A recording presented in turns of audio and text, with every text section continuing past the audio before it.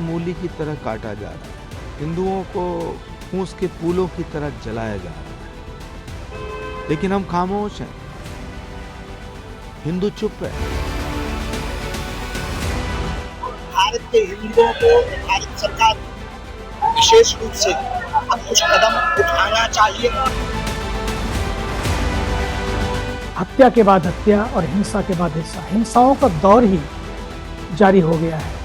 मुझे लगता है ये इसने तो मानवता को भी, सारी मानवता को शर्मसार किया है। बांग्लादेश हिंदू सरकार सुन ले, हम लोग जो इंडिया वासी है ना, पश्चिम बंगाल का हिंदू है ना, चूड़ी पहन के रेखा नहीं है, हम लोग चूड़ी साड़ी पहनते नहीं है, हम लोग भी शस्त्र उठा सकते।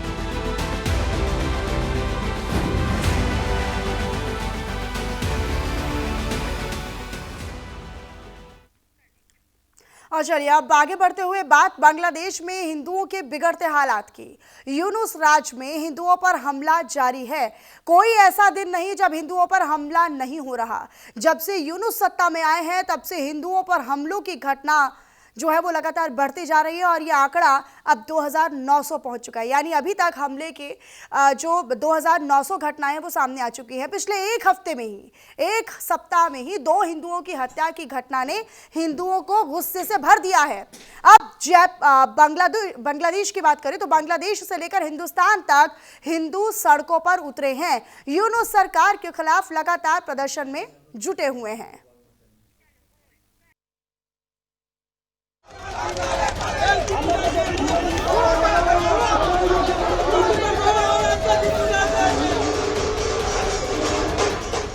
बांग्लादेश में 7 दिन के भीतर 2 हिंदुओं की बेरहमी से हत्या हुई तो हिंदुस्तान का कोना कोना उबलने लगा। बांग्लादेश में लगातार हिंदुओं के मर्डर पर आक्रोश बढ़ने लगा।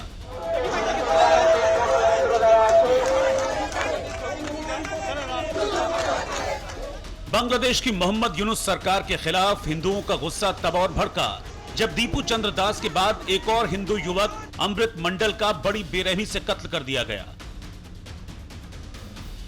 अमृत मंडल नाम के हिंदू युवक को भीड़ ने पीट पीट कर मार डाला। भरे बाजार में 29 साल के युवक पर तब तक लात घूंसे बरसाए गए जब तक उसका दम नहीं निकल गया। घटना बुधवार रात करीब 11 बजे राजबाड़ी जिले के हुसैनडांगा ओल्ड मार्केट में हुई। आरोप लगाया गया कि अमृत मंडल वसूली करने आया था, लेकिन यह आरोप इसलिए सवालों के घेरे में है क्योंकि जब दीपू चंद्र दास की हत्या हुई थी तब उस पर भी ईश निंदा के आरोप लगाए गए थे, लेकिन जांच में साफ हो गया था कि दीपू ने किसी मजहब का अपमान नहीं किया। कट्टरपंथियों ने दीपू का कत्ल सिर्फ इसलिए कर दिया क्योंकि वो हिंदू था। और अब अमृत मंडल को भी दीपू की तरह पीट पीट कर मौत के घाट उतारा गया तो हिंदुओं का गुस्सा भड़कने लगा। बांग्लादेश सरकार को एक पैगाम देना चाहता हूँ, बांग्लादेश हिंदू सरकार सुन ले, हम लोग जो इंडिया वासी है ना, पश्चिम बंगाल का हिंदू है ना, चूड़ी पहन के रेखा नहीं है, हम लोग चूड़ी साड़ी पहनते नहीं है, हम लोग भी शस्त्र उठा सकते। हम लोगों को जो सब देवी देवदेवी है ना, उसके सबके बगल में सबका अस्त्र है। बांग्लादेश में 2 हिंदुओं की हत्या पर आक्रोश की आग धधकने लगी। शहर शहर विरोध प्रदर्शन होने लगे, लेकिन इस बीच सवाल खड़े हुए कि बांग्लादेश में किसके इशारे पर हिंदुओं को टारगेट किया जा रहा है। कौन है जो कट्टरपंथियों को उकसा रहा है? क्या कट्टरपंथियों को यूनुस का संरक्षण मिल गया है? क्या यूनुस के इशारे पर हिंदुओं का मर्डर हो रहा है? यह सवाल इसलिए क्योंकि मोहम्मद यूनुस जब से बांग्लादेश की सत्ता में आए हैं तब से हिंदुओं पर लगातार हमले हो रहे हैं। हिंदुओं के घर जलाए जा रहे हैं, मंदिर तोड़े जा रहे हैं, टारगेट कर हिंदुओं को पीटा जा रहा है, सरेआम हिंदुओं के मर्डर हो रहे हैं। हालात ऐसे बन गए हैं कि बांग्लादेश में हिंदुओं का जीना मुहाल हो चुका है। The unremitting hostility against minorities in Bangladesh, including Hindus, Christians, and Buddhists, at the hands of extremists, is a matter of grave concern. We condemn the recent gruesome killing of a Hindu youth in Maimen Singh and expect that the perpetrators of the crime would be brought to justice. Over 2,900 incidents of violence against minorities, including cases of killings, arsons, land grab, have been documented by independent sources during the tenure of the interim government. These incidents cannot be brushed aside as mere media exaggerations. Bharat सरकार ने मोहम्मद यूनुस को दो टूक कहा है कि बांग्लादेश में हिंदुओं की हत्या को नजरअंदाज नहीं कर सकते। यूनुस को सीधे संदेश सुनाया है कि दीपू चंद्र और अमृत मंडल के हत्यारों को कानूनी कटघरे में लाएं। भारत के सख्त संदेश का नतीजा हुआ कि यूनुस सरकार को कट्टरपंथियों के खिलाफ एक्शन लेना पड़ा। बांग्लादेश में दीपू दास के लिंचिंग मामले में 6 और आरोपी गिरफ्तार कर लिए गए। अब तक इस मामले में कुल 18 गिरफ्तारियां हो चुकी हैं। आरोपियों ने वरिष्ठ न्यायिक मजिस्ट्रेट के सामने अपने बयान भी दर्ज कराए हैं। इस दौरान 4 आरोपियों ने मजिस्ट्रेट के सामने अपना गुनाह भी कबूल किया। दीपू चंद्र के हत्यारों के कबूलनामे से साफ है कि बांग्लादेश में टारगेट कर हिंदुओं को मारा जा रहा है। साजिश के तहत हिंदुओं की लिंचिंग हो रही है। हिंदुओं को गाजर मूली की तरह काटा जा रहा है। हिंदुओं को फूस के फूलों की तरह जलाया जा रहा है, लेकिन हम खामोश हैं।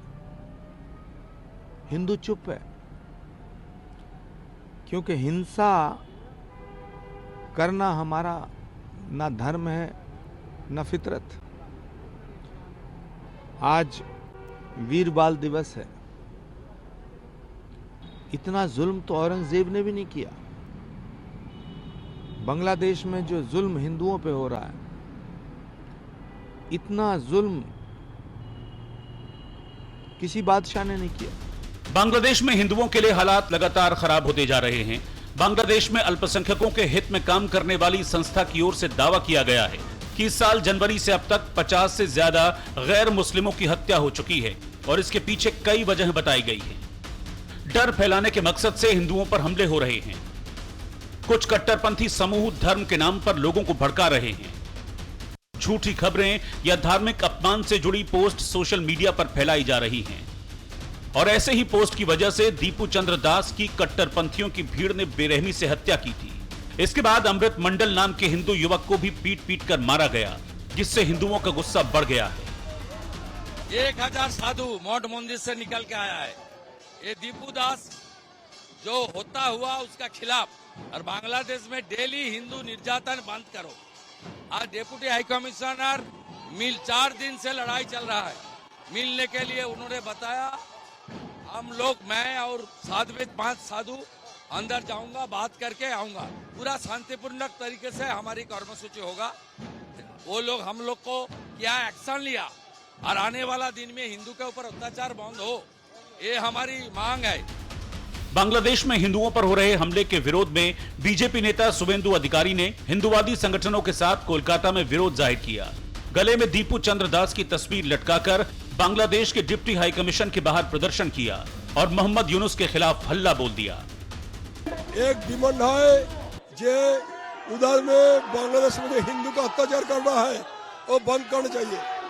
2 है ये जो काफिर जिहाद वो जिसका बोई में लिख रहा है, जो किताब में लिख रहा है, बांग्लादेश कमिश्नर को उस किताब को अमेंडमेंट करना चाहिए। क्योंकि बांग्लादेश जो स्टूडेंट है, जो मुसलमान है, वो जिहाद काफिर का अलग से अच्छा कुछ लिखा पढ़ा करे, अच्छा कुछ धर्म लिए, जिहाद काफिर नहीं चलेगा। यूनुस राज में हिंदुओं की लगातार हत्याएं हो रही हैं। बांग्लादेश से आए दिन हिंदुओं के साथ अत्याचार की घटनाएं सामने आ रही हैं, लेकिन यूनुस कोई कड़ा एक्शन नहीं ले रहे। कट्टरपंथियों पर कोई सख्त कार्रवाई नहीं कर रहे। ऐसे में सवाल है कि क्या कट्टरपंथियों को यूनुस ने खुली छूट दे रखी है? क्या यूनुस ने हिंदुओं को मरने के लिए छोड़ दिया है? Bureau report, news India.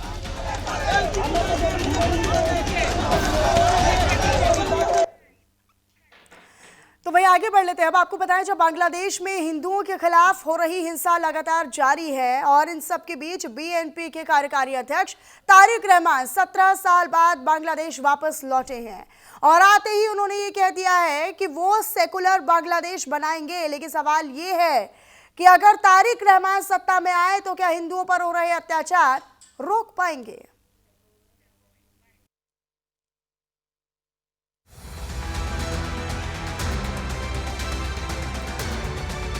17 साल बाद बांग्लादेश नेशनलिस्ट पार्टी के कार्यकारी अध्यक्ष तारिक रहमान ने बांग्लादेश की धरती पर कदम रखा और ढाका की पहली ही रैली में ऐलान कर दिया कि सपनों का सेकुलर बांग्लादेश बनाएंगे।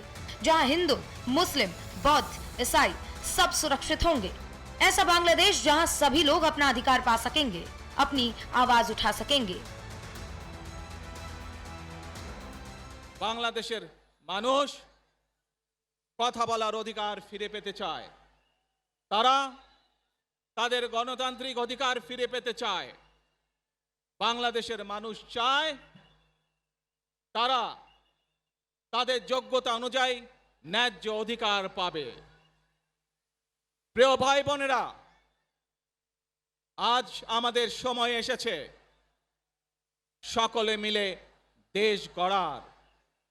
এই দেশে যেমন পাহাড়ের মানুষ আছে, এই দেশে একইভাবে সমতলের মানুষ আছে।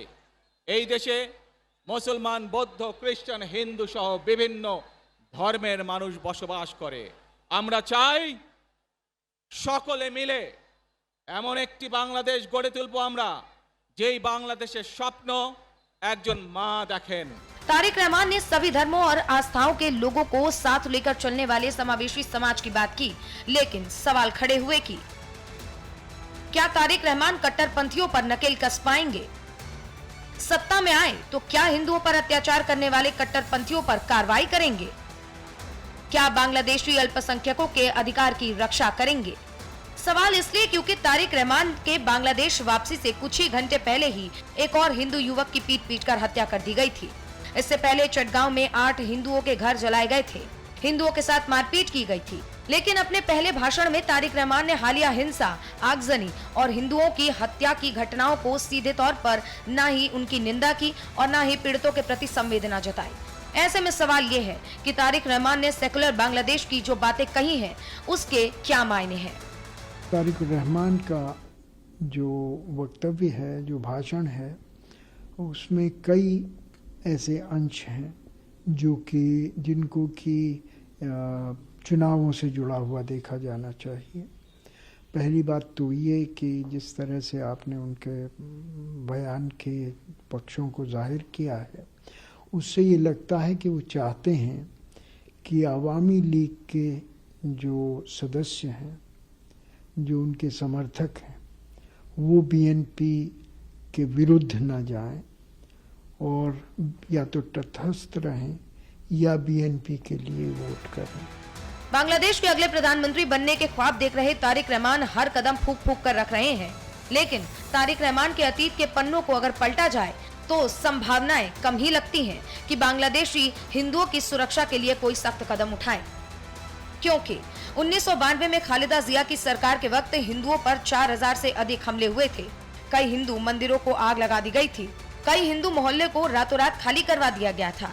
उस वक्त खालिदा जिया और उनके बेटे तारिक रहमान पर यह आरोप लगा था कि उन्होंने जानबूझकर हिंदुओं के खिलाफ इस नफरती हिंसा को रोका नहीं और जमाते इस्लामी जैसे संगठन को खुली छूट दी गई ताकि वो हिंदुओं को निशाना बना सके।